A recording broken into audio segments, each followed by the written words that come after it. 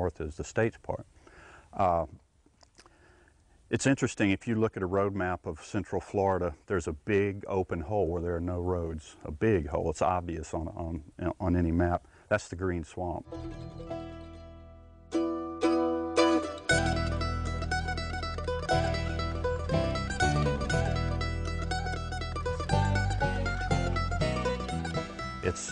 Its largeness, its bigness makes it very significant habitat. Also, the diversity of habitats here make it significant. Different species of wildlife use different types of habitat. When you have a mosaic and a good diversity of habitat, you have a lot of species and a lot of animals. It's very productive. And then the fact that it's been under public ownership, the Green Swamp Wilderness Preserve and the state forest, the fact that it's been under public ownership for, well, since the 60s, and the state forest even previous to that, it's been managed for habitat values. Prescribed burning, exotic control has been practiced, protecting those attributes that are on the property. So it's all those things combined to make it an extremely significant core habitat in this part of Florida, one of the most significant in west central Florida. As the name suggests, the Green Swamp is pretty wet, making it a key player in Florida's water conservation efforts. In fact, it was originally established by the U.S. Geological Survey because it was thought the swamp could be engineered to provide flood control. But unlike the Kissimmee River, the Green Swamp was ultimately left untouched.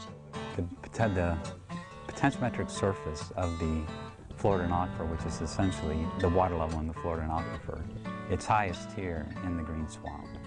So that kind of provides, pressure for the regional pressure for the movement in the Floridan Aquifer. Years ago, and like when they did that study, it was initially thought because of that it was the significant recharge area. However, we found over time that it's not the highest. This area is not where you get the highest rates of recharge to the Floridan. You actually have higher rates of recharge other areas. But also what's significant here is it's the headwaters for really five rivers. The Withlacoochee River, Hillsborough River, Peace River, the Ocklawaha, and the Kissimmee all derive some portion of their headwaters from the Green Swamp. But water is only one part of the equation here. I guess you look at it in two terms, really. There's water supply and then there's the habitat. Tampa, the Hillsborough River provides a water supply to the city of Tampa, in excess of 60 million gallons a day. That's significant, and the headwaters, start up in this area. Habitat, and that's something that Kevin spoke about, and what you can see right here. I think that's the other very significant thing, the habitat that it provides for the wildlife.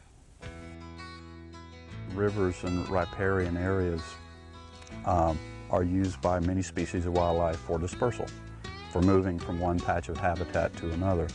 And so rivers are wildlife corridors, and protecting those rivers, protect those wildlife's ability to move from one patch of habitat to another.